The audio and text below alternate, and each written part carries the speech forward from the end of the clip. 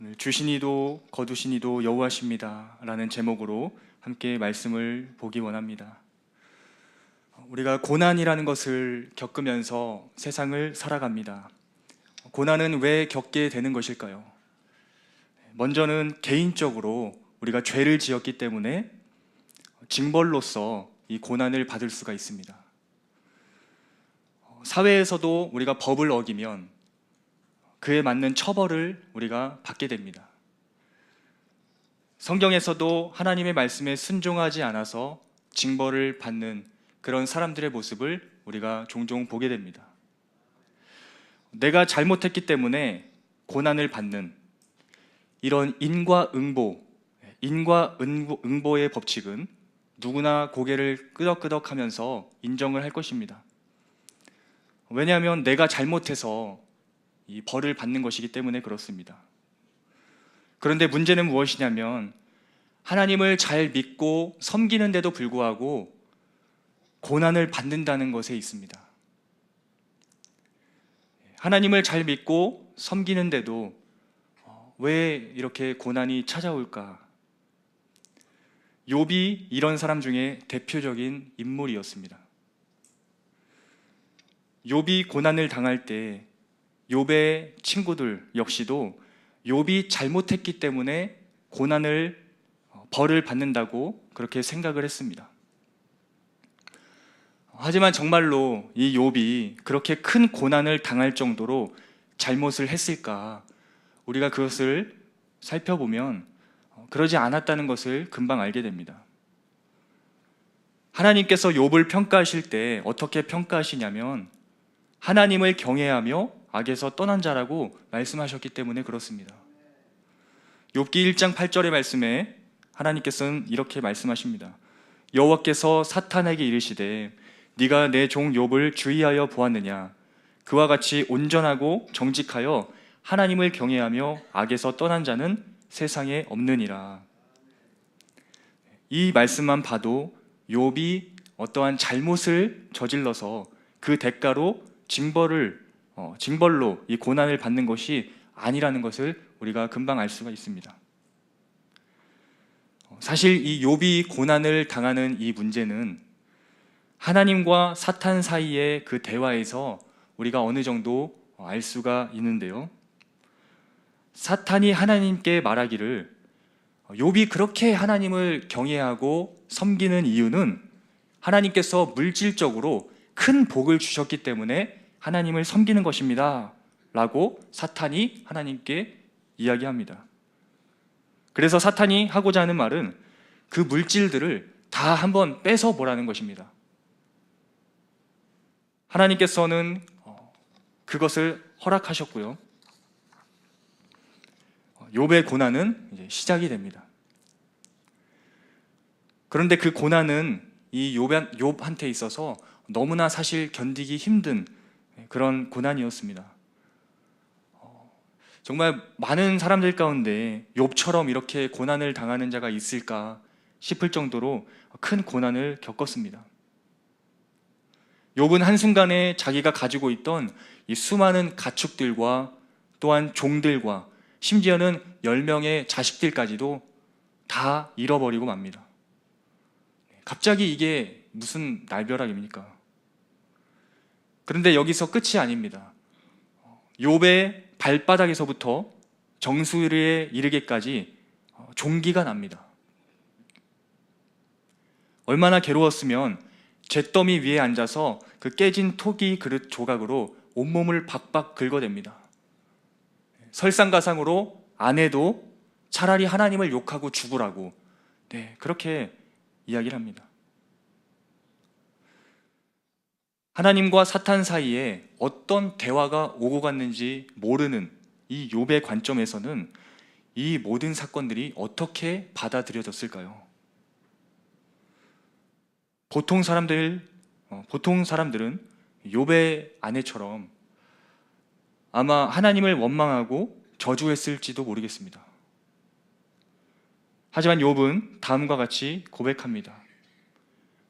21절 22절 말씀입니다. 이르되 내가 모태에서 알몸으로 나왔사온즉 또한 알몸이 그리로 돌아가올지라 주신 이도 여호와시오 거두신 이도 여호와시오니 여호와의 이름이 찬송을 받으실지니이다 하고, 이 모든 일에 욥이 범죄하지 아니하고 하나님을 향하여 원망하지 아니하니라. 아멘. 욥은 하나님을 잘 섬기며 지냈음에도 불구하고 찾아오는 그 고난에 대해서 하나님을 원망하지 않습니다.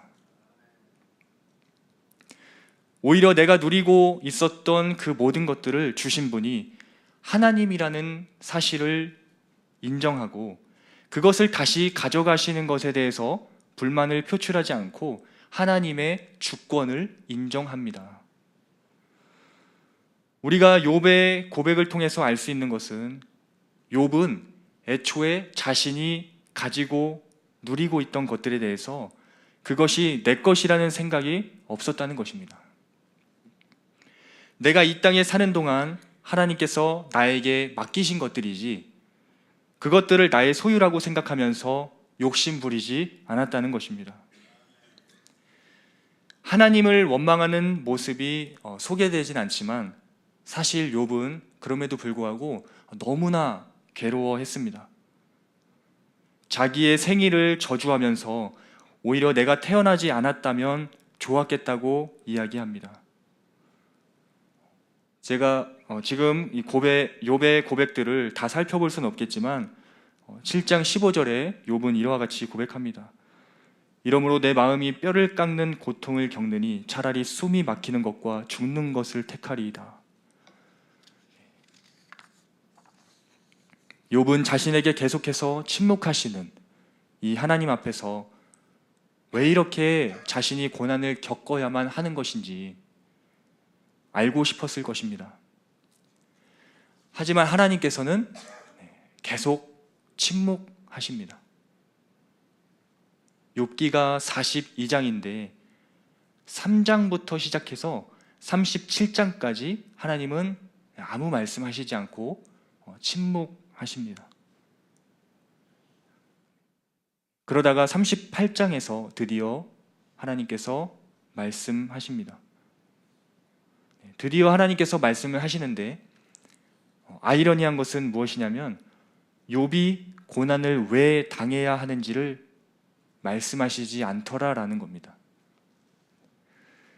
오히려 이 세상의 모든 일들이 어떻게 시작되었고 이루어졌는지를 물어보십니다. 그것이 38장부터 41장까지의 내용인데 잠시 몇 구절을 제가 쉬운 말 성경으로 읽어보겠습니다. 38장 4절입니다. 내가 땅에 기초를 놓을 때 너는 어디에 있었느냐? 알고 있다면 어디 대답해 보아라. 8절 바닷물이 땅속의 모태에서 거침없이 터져 나올 때 누가 그 문을 닫아 바다를 가두어 놓았느냐? 12절 네가 언제 아침더러 밝아오라 하고 명령해 본 적이 있느냐? 새벽에 동력이 밝아오게 해본 적이 있느냐? 너는 빛이 어디로부터 오는지 아느냐? 어둠이 어디에 거주하고 있는지 알고 있느냐? 16절 너는 물이 솟아나는 바닷속 밑바닥까지 들어가 본 적이 있느냐? 그 밑바닥 깊은 곳을 네 두 발로 거닐어 본 적이 있느냐? 25절 땅 위에 쏟아진 폭우가 흘러내려 가도록 골짜기 길을 터놓은 이가 누구냐?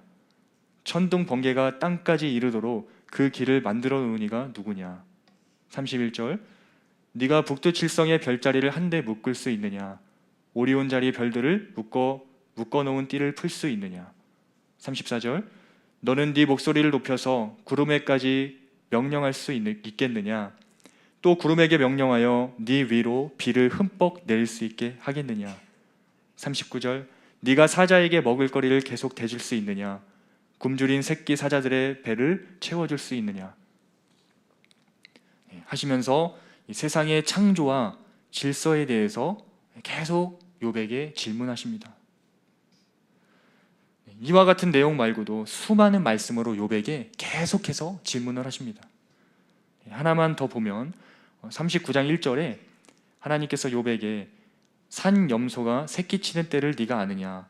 암사슴이 새끼 낳는 것을 네가 본 적이 있느냐? 하고 물으시면서 동물들의 잉태 기간에 대해서도 여러 가지를 물어보십니다. 어떻게 보면 오늘날은 이런 이제 뭐 산염소가 새끼 치는 때라든지 암사슴의 새끼 낳을 기한이라든지 그것이 또한 만삭이 되는 때라든지 그 때를 얼마든지 지금은 과학적으로 우리가 밝혀낼 수 있습니다. 잠시 보면 고래는 10개월에서 14개월 정도, 낙타는 400일 정도, 또 원숭이는 8개월, 고양이는 2개월, 쥐는 21일, 기타 모든 동물들의 잉태 기간은 우리가 잘 알듯이 밝혀져 있습니다. 그러나 중요한 것은 무엇이냐면 그 기한이 어떻게 그렇게 정해졌는지에 대해서는 밝혀낼 수가 없다는 것입니다. 그 모든 만물의 이치와 돌아가는 그런 질서에 대해서는 하나님께서 정하신 것입니다. 사실 이 모든 만물의 이치와 질서에 대해서만이 아니고 우리 인간사에 관계된 모든 때와 기한도 하나님에 의해 정해진 것입니다. 모든 만물이 역시 다 마찬가지입니다.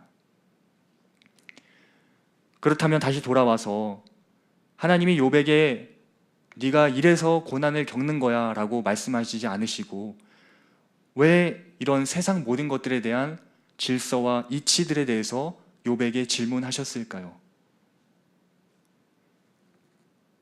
그것은 바로 네가 주권자가 아니고 내가 모든 것의 주권자이다. 그 말씀을 욥에게 하시려고 이런 질문들을 하셨다는 것입니다. 네가 모든 것의 주권자가 아니고 내가 모든 것의 주권자다. 욥은 그제야 모든 것의 주권자 되시는 하나님 앞에 고백하며 나아갑니다.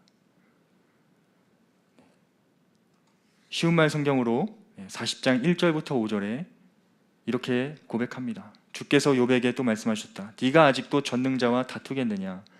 아직도 전능자가 잘못되었다고 탓할 셈이냐?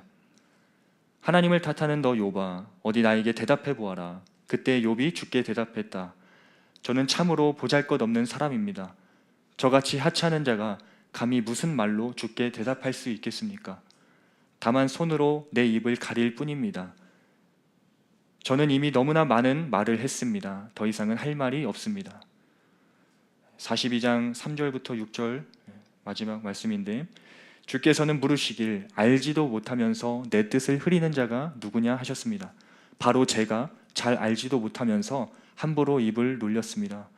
너무나 경이롭고 기이해서 저로서는 도무지 알 수 없는 일들에 대해 떠들어댔습니다. 주께서 제게 말씀하시기를 이제 내가 말하겠으니 너는 들어라. 내가 너에게 물을 테니 너는 내게 대답해 보라 하셨습니다. 지금까지 저는 귀로만 주님께 대하여 들어왔지만 이제는 제 눈으로 직접 주님을 뵙고 있습니다. 그러므로 저는 여태 제가 말한 모든 말들을 심히 부끄럽게 여기며 스스로를 경멸하면서 티끌과 잿더미 가운데 앉아 회개합니다. 욥은 자신의 그 작은 머리로 판단하고 생각했던 것들에 대해서 회개하며 내가 다 알지는 못하지만 모든 것의 주권자 되시는 하나님을 인정하고 회개합니다. 욥이 그렇게 회개하며 나아갈 때 하나님께서는 욥이 죄를 지어서 벌을 받은 것이라고 어리석게 판단했던 그 세 명의 친구들 엘리바스와 빌닷과 소바를 꾸짖으시면서 욥한테 가서 기도를 받으라고 합니다. 욥은 친구들을 위해 기도해 주었고 하나님께서는 욥의 그 모든 곤경을 돌이키사 이전보다 갑절의 복을 더해 주셨습니다. 양이 14,000마리, 낙타가 6,000마리, 소가 1,000결이, 암낙이 1,000마리를 두었고 아들 7명과 딸 3명을 두고 140년을 더 살다가 평안히 생을 마감하게 됩니다. 여기까지가 오늘의 내용인데 우리가 이 말씀들 보면서 몇 가지로 우리의 모습을 좀 점검하면서 좀 정리해 보길 원합니다. 첫 번째로 우리도 사실 욥의 그 세 친구들처럼 너무 인과응보적인 사고에 갇혀서 다른 사람들을 판단하고 있는 것은 아닌가, 우리가 그것을 좀 돌아보기 원합니다. 고난을 당할 때 그것을 무조건 그 사람이 잘못했기 때문에 저렇게 고난을 당하는 거라고 우리가 함부로 그렇게 생각하는 모습은 없는지 우리가 돌아보기 원합니다. 만약에 그러한 시선으로 누군가를 우리가 바라본다면 하나님은 그 모습을 보시면서 욥의 그 세 친구들과 같이 어리석게 바라보시며 꾸짖으실 것입니다. 서론에 말씀드린 것처럼 잘못했을 때 징벌로서 고난이 오기도 하지만 그 모든 고난이 무조건 잘못해서 오는 것만은 아니라는 것을 우리는 보았습니다. 고난을 당하는 자가 있다면 그 고난을 당하는 자를 보면서 우리가 함부로 판단하지 않기를 원합니다. 오히려 그 사람을 위해서 긍휼한 마음으로 함께 아파하면서 기도해 줘야 되는 줄 믿습니다.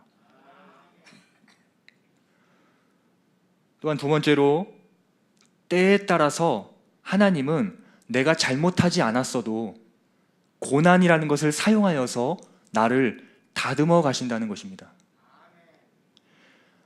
지금은 괴롭고 내가 다 이해할 수 없지만 그 고난을 통해서 하나님을 더 찾게 하시고 결국 하나님이 모든 것의 주권자라는 것을 깨닫게 하시는 줄 믿습니다. 다른 것들이 아니라 하나님을 향한 절대적인 그 믿음과 신뢰를 갖도록 하시며 모든 주권이 하나님께 있음을 깨닫게 하시는 것입니다. 그래서 이해할 수 없는 고난을 만나게 될 때 한낱 피조물에 불과한 우리가 주님 앞에 취해야 되는 그 태도는 무엇일까요? 하나님을 전적으로 우리가 신뢰하는 것밖에 없습니다. 내게 일어나는 그 일들이 이해가 되지 않아도 이 모든 것이 하나님의 계획과 섭리 안에 있다는 것을 우리가 명심하면서 그 순간들을 견디며 인내해야 하는 것입니다. 시간이 지나서 왜 이런 고난을 나에게 허락하셨을까? 시간이 지나서 알게 될 수도 있습니다. 그래서 그때 하나님께서 나에게 이렇게 고난을 허락하셨구나. 나의 이런 모난 부분을 다듬으시려고 이렇게 고난을 허락해 주신 것이구나.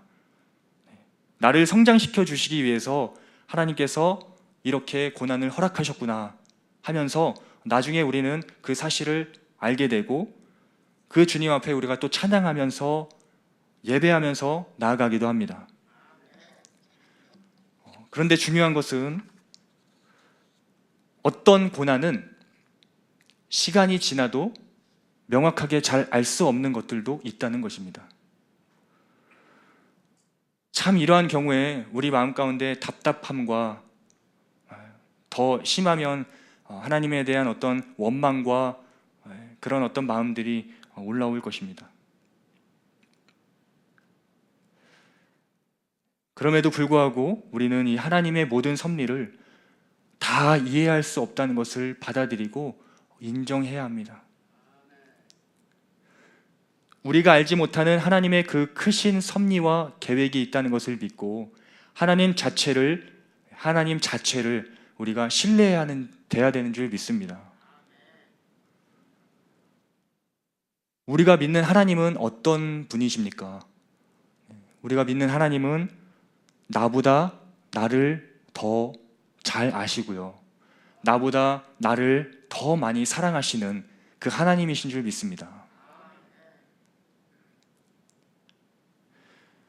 빙점이라는 소설로 유명한 미우라 아야코라는 작가가 있었는데요. 이 사람은 믿음이 좋은 사람이었다고 합니다. 하지만 질병 때문에 투병을 하다가 결국 세상을 떠나게 되는데 그분이 마지막에 이런 기도를 했다고 합니다. 하나님, 당신이 하시는 일은 언제나 옳습니다. 왜냐하면 당신은 나보다 나를 더 사랑하시고 나보다 나를 더 잘 아시기 때문입니다.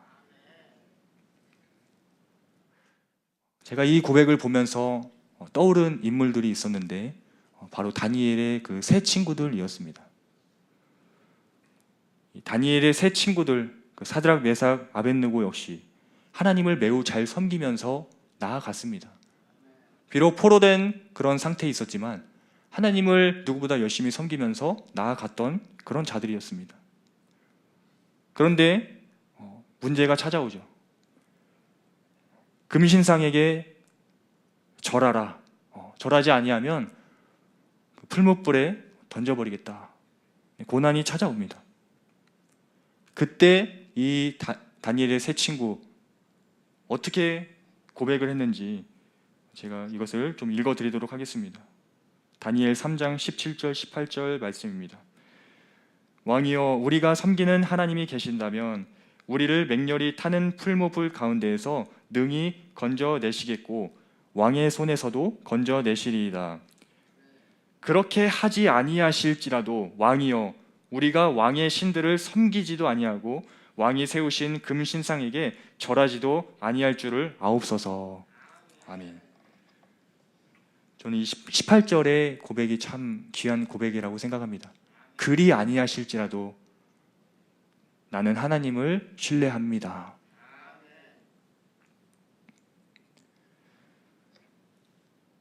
우리가 어떤 부분은 이해하면서 신앙생활을 해나가는 부분이 있지만 모든 부분을 다 이해하면서 신앙생활을 하는 것은 아닙니다. 하나님께서 이해시켜 주시는 부분까지 우리가 이해할 수 있는 것이고 나머지 어떤 부분들에 있어서는 우리가 다 그 하나님의 모든 섭리와 계획들과 그 크신 뜻을 우리가 다 알 수는 없는 것입니다. 그래서 인간은 신앙생활을 하면서 이해로 하는 것이 아니고 의인은 이해로 산다 말하지 않고 믿음으로 산다라고 고백하는 줄 믿습니다. 우리가 어떻게 모든 것의 이치와 질서를 다 알 수 있겠습니까? 하나님께서 알게 해주시면 거기까지만 알 수 있는 것이고요.